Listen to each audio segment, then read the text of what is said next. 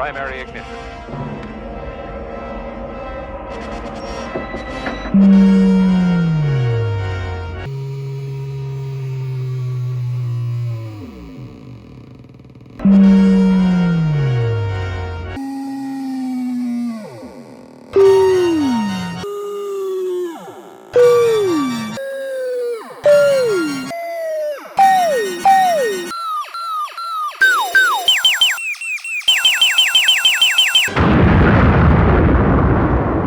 Welcome to PinBuzzer Jr.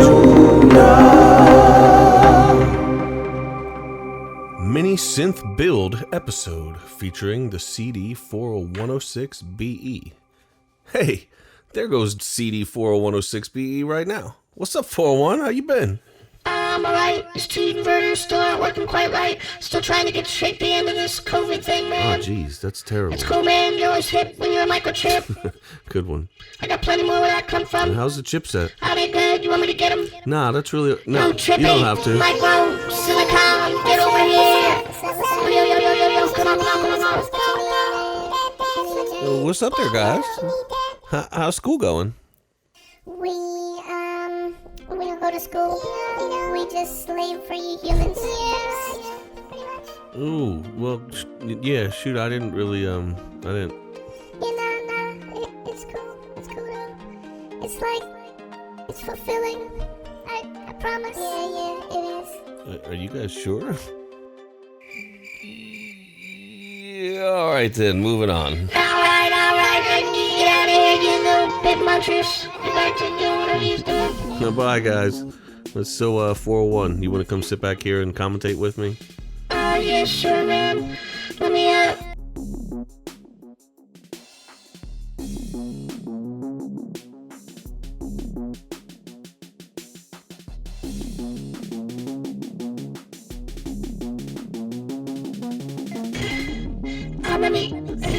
let me get up there. Let's see if we can't do like Kosei on the 70s and make this fun and sexy. What? Nothing, man. Just thinking out loud. Okay, then. Today, kids, we are creating and recording a little mayhem with the PinBuzzer Jr synth. It's one of the fastest hardware synth projects you can make, I believe, and is most definitely one of the most affordable. There are only a few components. You may have all of them. The 401 is the only moderately obscure item, and you can source it from most of the usual channels. If you want to build along with us at home, go to http://electricrose.live, and you can get yourself a list of required and optional components, along with some schematics as well. For this project, you will need one CD40106BE. It's a CMOS hex Schmidt trigger inverter. Only my mother calls me that. Easy, man. I didn't make this up. I'm just reading the data sheet. If the circuit says true, then this thing says false. And if your circuit says false, this thing says true. There are 6 inverters that can perform this task, all on this one IC. We're going to use this IC in an unconventional way and make a feedback loop that would make Jimi Hendrix jealous. You'll need one battery clip, a standard 9-volt. You probably have one of these already. One small breadboard. You will need a suitable connection to amplified sound. I cut a guitar cable in half and used a wire stripper to separate the 2 wires. I plugged this into the first input port of my DAC and then just used banana clips to connect them to wires on the board. If you're using an instrument amplifier and don't have any cables you can cut, you can get one of these. It's a 1/4-inch jack to just wire your board and plug your cable into. If you go as far as assembling this project into a box, a jack will be really helpful. You will need 22 gauge solid wire. Threaded wire will do in a pinch. You're going to need a small signal diode. I used a 1N914. Potentiometers. If you're new, this is what is underneath most knobs. You're right. 1 is good to go. 2 is better. If you want to go ahead and get 6 and hook 1 up to each inverter, you are welcome to have at it. There are creative uses for even more of them. I use 2, but messing around with all 6 would probably be a good time. I use 10K linear taper pots. You can also use audio taper pots, but they are many times more expensive. A big pile of capacitors and resistors. I use a number of them in my experiments. The options are really endless. The full list is included in the bill of materials. Photoresistors. These are resistors whose resistance amount is affected by the amount of light. These may be the most fun part of the project. You change the light, it changes the pitch. What could be better? This is really great for getting a theremin-like effect using your hands. It's a ton of fun. You're gonna need a 9-volt battery if you want this puppy to work for you. Good point. You're gonna need power. And I think that covers all the parts. Let's get with the build. Right off the bat, I'm just exposing the wires on the 9-volt battery clip so I can attach them to the board. Then I'm inserting the ever majestic CD40106BE into the board. You really know how to make a guest feel welcome, man. You really do. We aim to please, my little dip chip friend. I'm powering up the chip now with the positive rail going to pin 7 with a yellow wire and a black wire connecting pin 14 to the ground rail.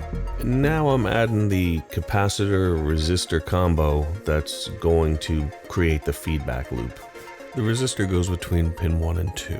Capacitor between 1 and ground. Now I'm using the cut guitar cable to connect pin 2, the output pin of inverter 1, and ground to the audio interface input. Here it's making its first sounds, and I'm reading manuals trying to figure out why those sounds are so terrible. I'm rigging up the second oscillator now and also adding 2 potentiometers, 1 to each of the first 2 oscillators, to make them fun, because drone tones are only fun if there's something to play over them. Some of the things learned were you can rig these inverters up backwards and they will make sound. It will just be crazy and terrible. If you want this thing to have any kind of stability whatsoever, you're going to have to take all the inputs that you're not using and run them to ground. Until you do that, things are going to be really wiry. And by that I mean out of control, not electronic-y wiry. It would be really kind of you if you just shot that circuit and put it out of its misery. Yeah, we managed to wrench some cool sounds out of it anyway, coming up here.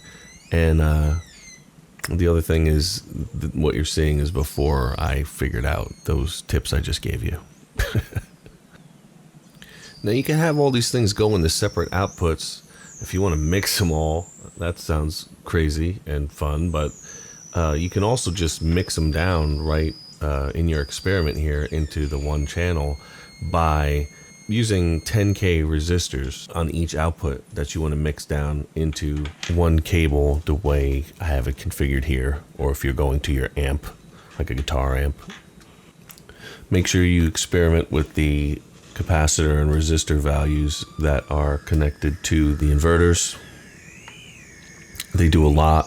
When I did hook up a bunch of them without potentiometers, I used a bunch of resistors with slowly incrementing values over each inverter. Here's a quick flashback to our first potentiometer test. Let's just see what it sounded like, and then here we move on to getting the photoresistor into play. And this is where things get fun. If you had a good time today, please like and subscribe, and stop by the site, grab the information we have on the PinBuzzer Jr, and sign up for the mailing list while you're over there so we can tell you what's new. Thanks for hanging with us till the end, and enjoy the crazy. See you next time.